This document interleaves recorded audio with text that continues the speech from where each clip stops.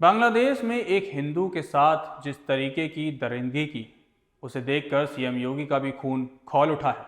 बस फिर क्या था, सीएम योगी ने बांग्लादेशी और रोहिंग्याओं को दबोचने के लिए पूरी फोर्स लगा दी। यूपी के तमाम जिलों में सर्च ऑपरेशन शुरू हो गया है। टॉर्च लेकर योगी आदित्यनाथ की फोर्स हर उस इलाके में दाखिल हुई जहां घुसपैठियों के छिपे होने की आशंका थी। तो चलिए आपको बताते हैं बांग्लादेश में हुई उस खौफनाक वारदात के बारे में, जिसके बाद आपका भी खून खौल उठेगा, और कैसे सीएम योगी की फोर्स एक एक कर घुसपैठियों की धरपकड़ कर रही है। बांग्लादेश के हालात बद से बदतर होते जा रहे हैं और वहां हुई हिंदू युवक दीपू चंद्र दास की हत्या ने पूरे दुनिया को हिलाकर रख दिया।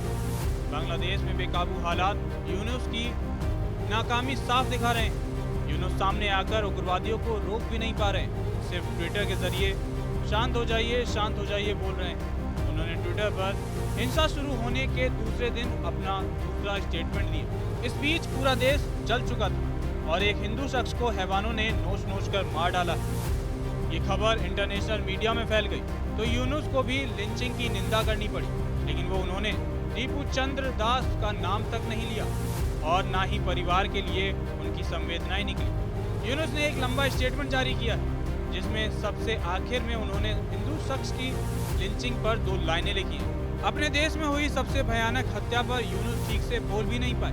उन्होंने एक शख्स का नाम तो दूर, उसके परिवार के लिए संवेदनाएं तक जाहिर नहीं की और ना ही उन्हें किसी तरह का आश्वासन दिया। हालांकि एक बार फिर से बख्शा नहीं जाएगा बोलकर निकल गए।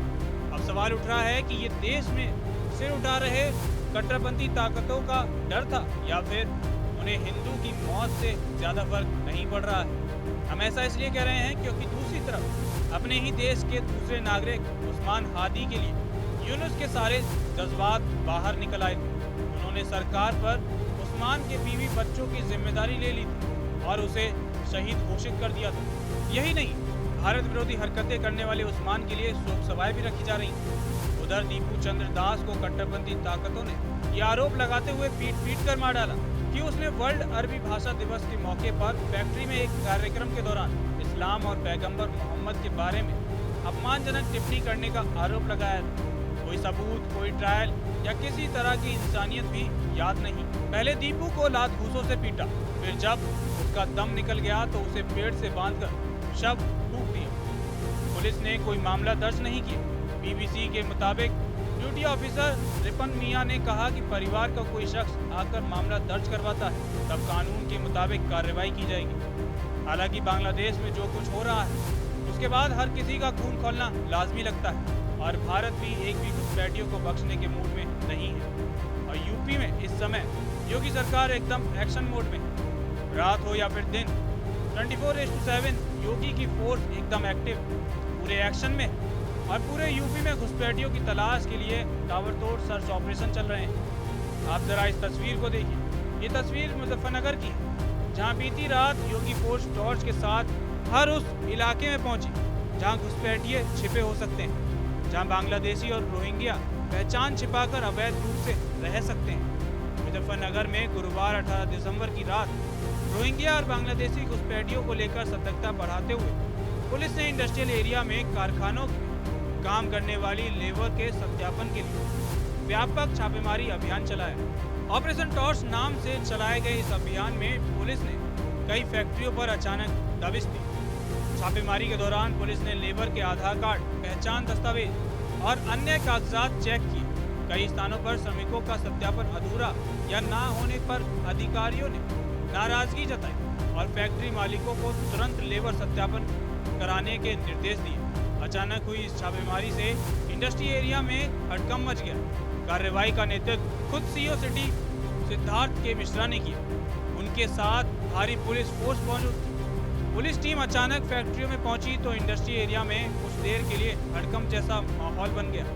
अधिकारियों का कहना है कि फैक्ट्री में बड़ी संख्या में बाहर से आए मजदूर काम करते हैं, जिनमें से कई का कोई सत्यापित रिकॉर्ड नहीं होता। इसी कारण शासन के निर्देश पर किराएदारों, बाहरी लोगों और फैक्ट्री लेबर सभी का सत्यापन अनिवार्य किया गया है। मुजफ्फरनगर के सीओ सिटी सिद्धार्थ के मिश्रा ने कहा कि कई फैक्ट्रियों में लेबर का उचित सत्यापन नहीं मिला।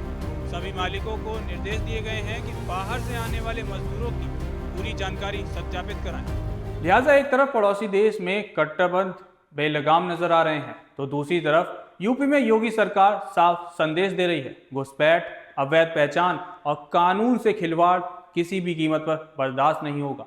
ऑपरेशन टॉर्च के जरिए हर गली, हर फैक्ट्री और हर संदिग्ध ठिकाने पर नजर है।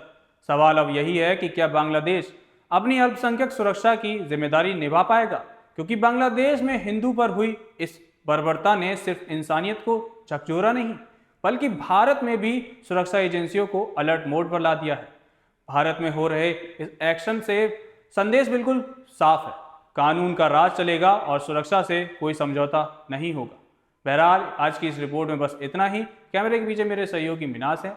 जनतंत्र टीवी पर खबरों का सिलसिला यूं ही जारी रहेगा। नमस्कार।